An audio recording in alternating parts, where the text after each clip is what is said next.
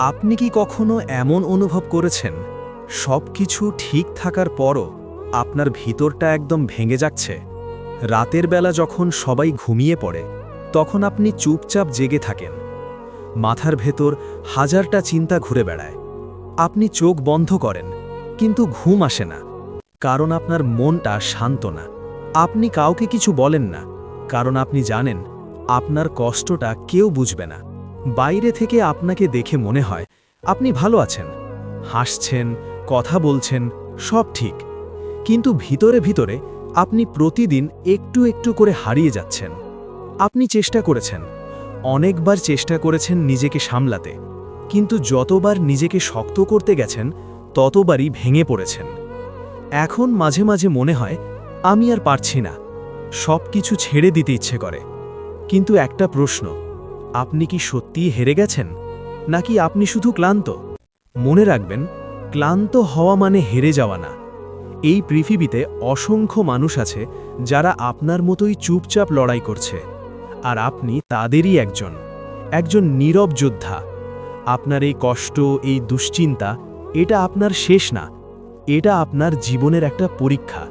তাই ভিডিওটা শেষ পর্যন্ত দেখুন, ইনশাআল্লাহ আপনার মনটা হালকা হয়ে যাবে। কেন আমরা হতাশা ও দুশ্চিন্তায় ভুগি? জীবনে এমন একটা সময় আসে যখন সব কিছু একসাথে ভেঙে পড়ে। পরিবারের সমস্যা, টাকার টেনশন, সম্পর্কের কষ্ট, নিজের স্বপ্ন ভেঙে যাওয়া, সব মিলিয়ে মনে হয় জীবনটা যেন বোঝা হয়ে গেছে। অনেক সময় আমরা এত বেশি চিন্তা করি যে নিজেরাই নিজের শত্রু হয়ে যাই। যদি আমি ব্যর্থ হই, যদি কিছুই না হয়, যদি সবাই আমাকে ছেড়ে যায়, এই যদিগুলোই আমাদের ভিতর থেকে শেষ করে দেয়। আরেকটা বড় কারণ হলো আমরা সবকিছু নিয়ন্ত্রণ করতে চাই, কিন্তু যখন কিছু আমাদের ইচ্ছামতো হয় না তখন আমরা ভেঙে পড়ি। আমরা মানুষের উপর বেশি আশা করি, কিন্তু মানুষ বদলে গেলে আমরা একদম একা হয়ে যাই। সবচেয়ে বড় ভুল, আমরা আল্লাহকে ভুলে যাই। আমরা দোয়া কম করি, ধৈর্য কম রাখি, আর দুশ্চিন্তা বেশি করি। তাই আমাদের মন শান্তি পায় না। ইসলামিক উপায়ে মুক্তির পথ: 1. আল্লাহর উপর পূর্ণ ভরসা বা তাওয়াক্কুল। যখন আপনি বুঝবেন সব কিছু আল্লাহর হাতে, তখন আপনার অর্ধেক দুশ্চিন্তা চলে যাবে। আল্লাহ তাআলা বলেন, যে আল্লাহর উপর ভরসা করে তার জন্য তিনিই যথেষ্ট। আপনি চেষ্টা করুন, কিন্তু ফলাফলের চিন্তা ছেড়ে দিন। 2. ধৈর্য ধরুন।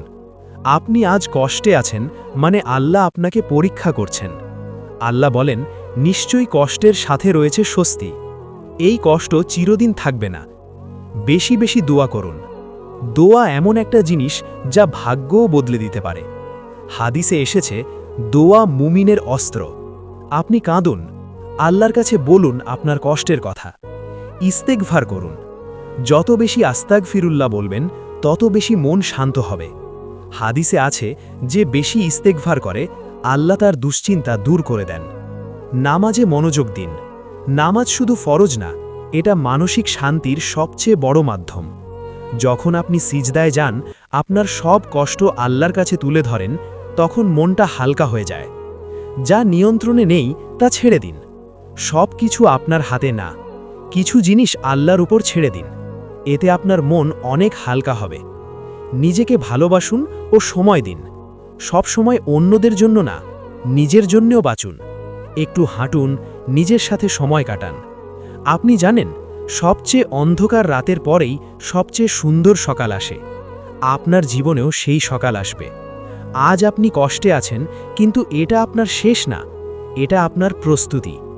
একদিন আপনি সফল হবেন, একদিন আপনি হাসবেন, আর সেই দিন আপনি বলবেন, আলহামদুলিল্লাহ, আমি হাল ছাড়িনি। আপনি যদি এখন কষ্টে থাকেন, তাহলে একটা কথা মনে রাখবেন, আল্লাহ আপনাকে ভুলে যাননি। তিনি শুধু আপনার জন্য আরও সুন্দর কিছু প্রস্তুত করছেন।